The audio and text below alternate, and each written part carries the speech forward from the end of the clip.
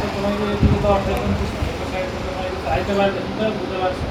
मङ्गलबारसम्म हुन्छ बिचारै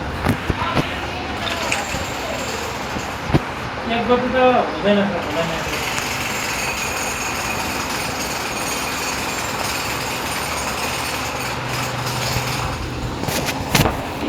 कुरा गर्नु यसरी के हो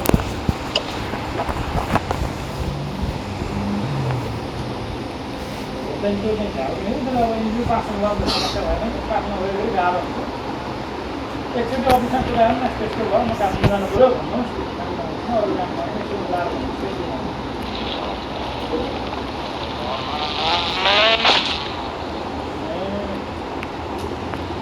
त्यो त हामीले फायर मिल्ने कुरा हुन्छ ल सर त्यो यसो सल्लाह गर्नु अनि पठाउनु न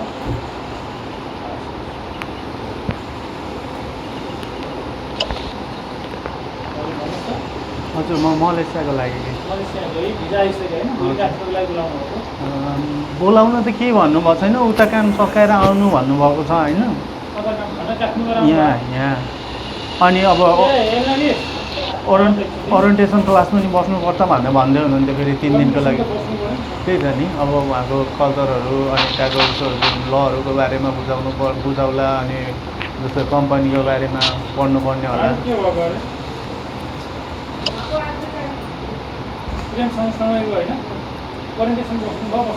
होइन आज होइन म रातिको नाइटको बसमा जाने कि ग्रेटर नेपाल साइड चाहिँ थियो म बिर्सेँ लोकेसन चिनेछु भन्दा पनि अब कसको गणेश थापाको छ मसँग तपाईँहरू चाहिँ यहाँबाट एकचोटि इन्फर्म गरिदिनु पऱ्यो हजुर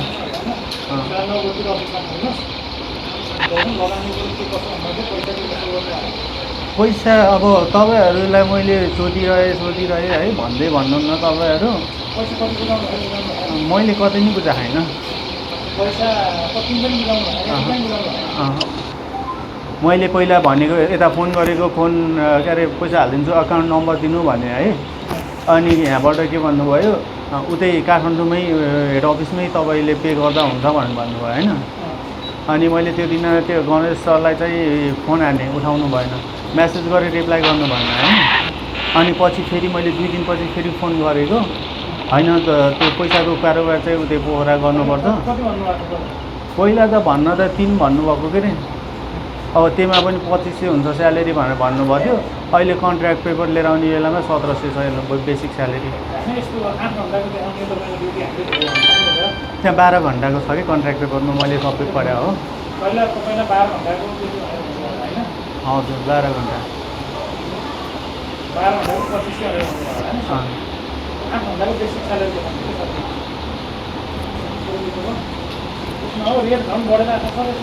कहाँ बढ्नु अब पहिल्यैदेखि त्यही भन्नुपर्छ अब त्यहाँ आएर अब त्यो 1700 को त्यो के अरे कन्ट्र्याक्ट पेपरमा त त्यही पनि नदिँदो रहेछ लोन त अनि ब्याङ्कले 3 पनि दिन नमान्दो रहेछ 250 दिएको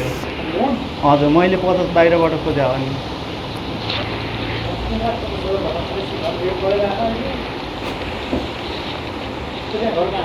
वालिङ हजुर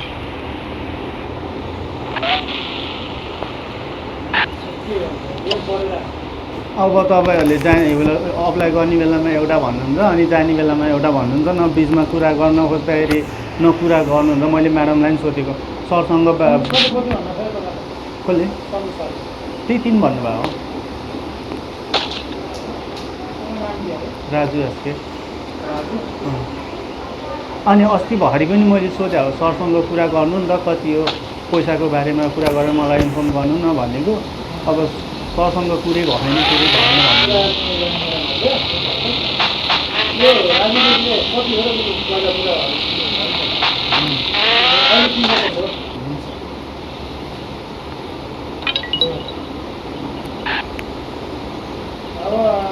के भनिदिन्छ नि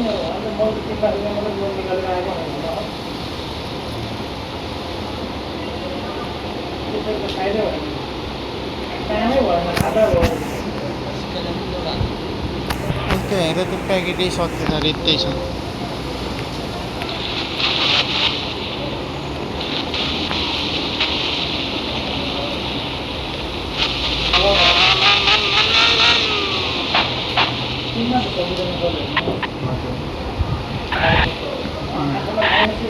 होइन अब त्यो त मैले पनि बुझ्छु तपाईँले पनि स्टाफहरू पाल्नुपर्छ होइन अब यो बिल्डिङको रेन्ट दिनु पर्ला